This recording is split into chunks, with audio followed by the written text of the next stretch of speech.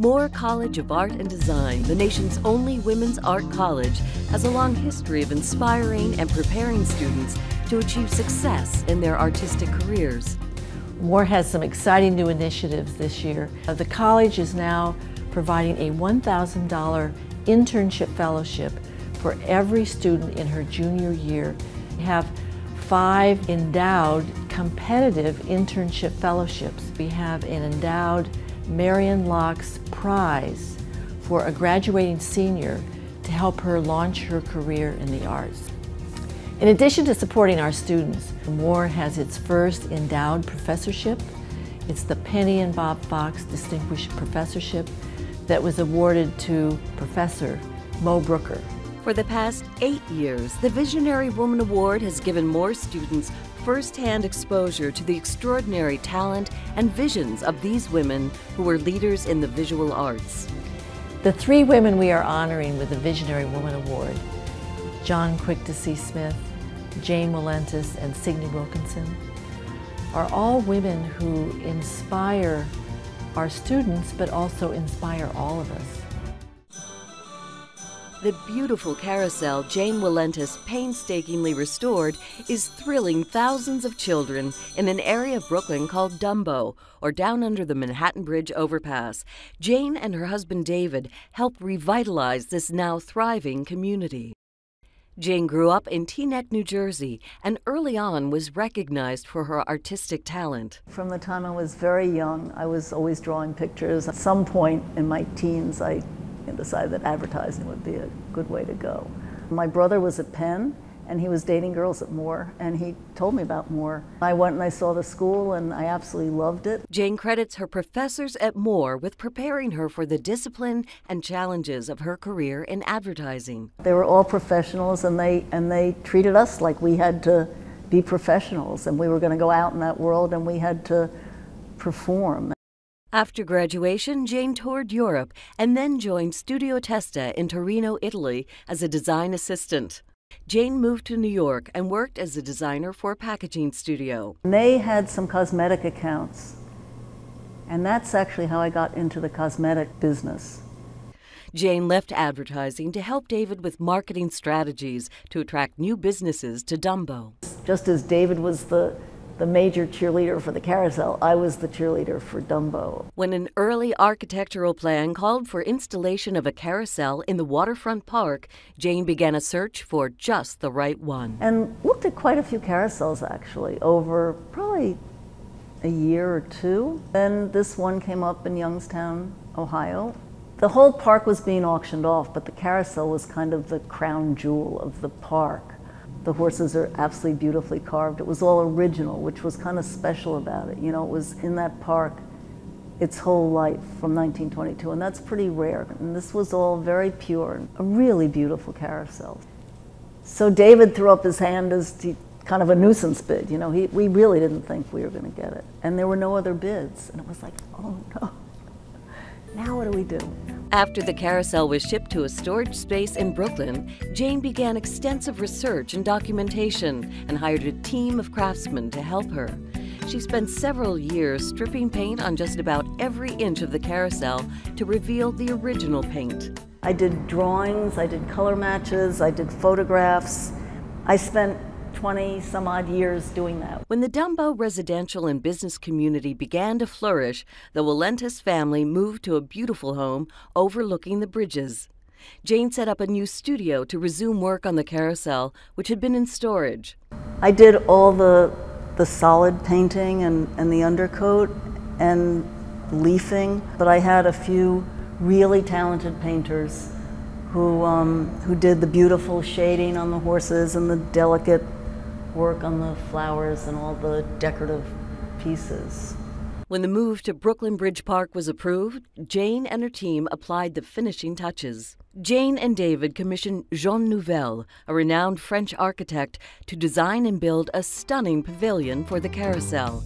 26 years of tenacity, dedication, talent, and vision led to Jane Walentas' creation of an extraordinary work of living art, a gift to the people of the city of New York. Well, I had a lot of people say, how can you let kids ride this and it's going to get ruined? And I didn't feel that way, and I still don't feel that way. I feel like, you know, it's been around for 80, however many years.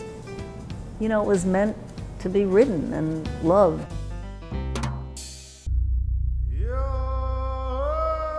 In the paintings, drawings, prints, and public art of Jaune Quick-to-See Smith, her Native American ancestry reveals images of earth, animals, and nature. Joan creates a cultural bridge to engage people with her concern for human rights.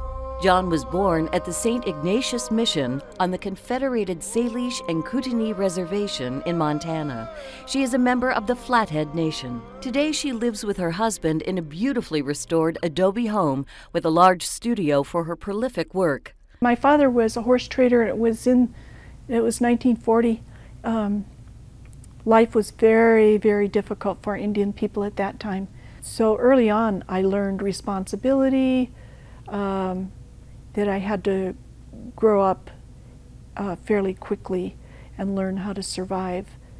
Growing up with my father and the racism that he faced as a child, we were told to leave.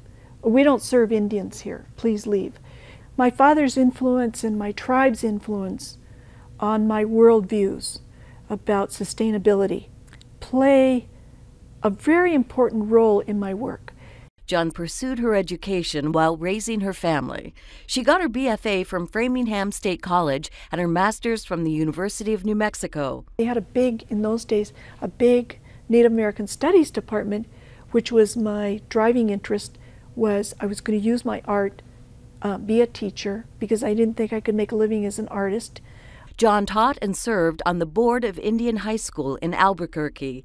She also began to show her work, achieving early success at galleries in Albuquerque, Santa Fe, and New York.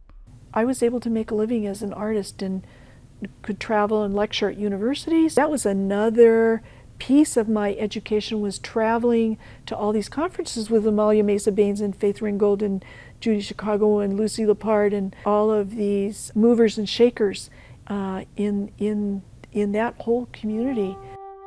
Joan also draws inspiration from frequent visits home to the Salish Kootenai Reservation in Montana and from spiritual ceremonies she attends on other reservations. You're taking in the goodness for yourself. You're taking in the communal goodness from everyone there.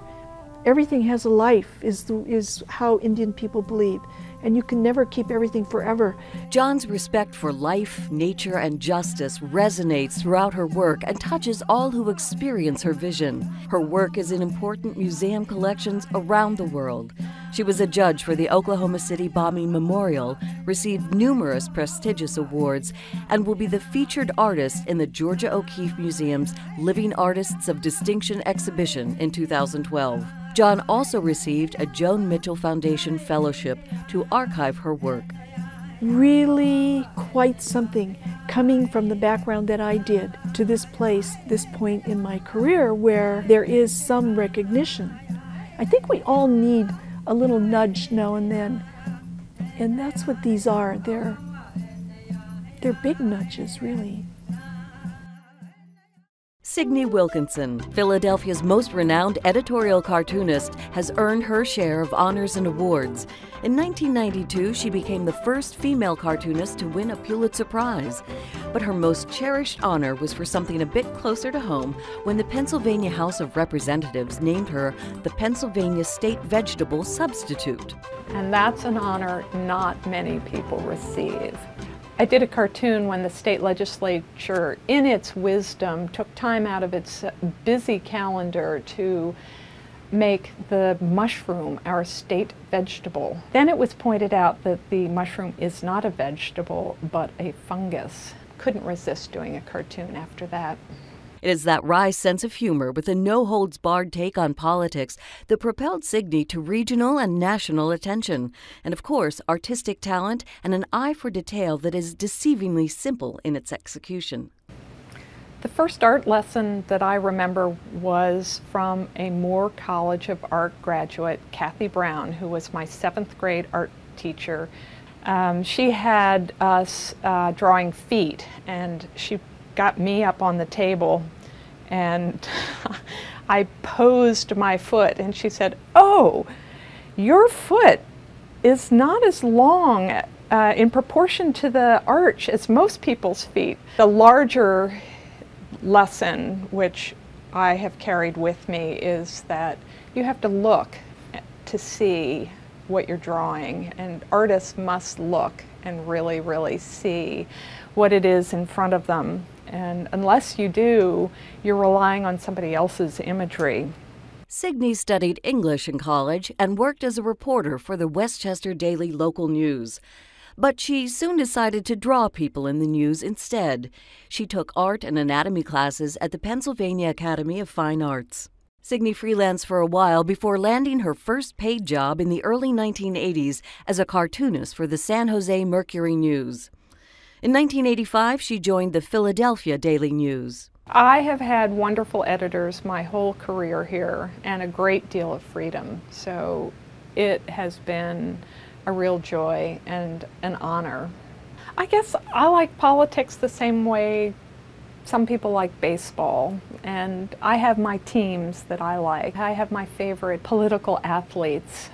I'm interested in the issues. They affect our lives. Not everyone likes the politics of Signe's cartoons, which is something she's had to contend with over the years. People have picketed in my newspaper. I try to remind myself that it's about the issue and not about me. Signe enjoys other outlets for her artistic talents. I am totally interested in nature and have ended up doing cartoons for Organic Gardening magazine. Did the gardening calendar, how to grow the $735 tomato. And it inspired my comic strip, Family Tree. The bread and butter of an editorial cartoonist is caricaturing people, particularly politicians. So I thought I'd show you a little bit of the process on that. I Googled Happy Fernandez and then did a sketch, my preliminary sketch, which is on a recycled piece of paper, trying to stay green. And then from the sketches to a final drawing. Signe Wilkinson shares her unique way of seeing the world through her incisive, hilarious editorial cartoons. I have no idea if and where and how comics will be delivered 10 years from now, but it won't be as it is today. More students can learn much from the leadership of the tenacious, talented Jane Walentas, the inspirational artist Jaune Quick-to-See Smith, and from Signe Wilkinson, who achieved artistic and journalistic success in a traditionally male domain. You have to trust in yourself to get started, I think, in the arts. I wish the same for all more students. Life is not a straight road from here to your goal. And it's how you make choices. You have to have a vision for what you want to do. I think you just have to stay with it and take what you've learned it more and apply it and just go after it, and go after what your dream is.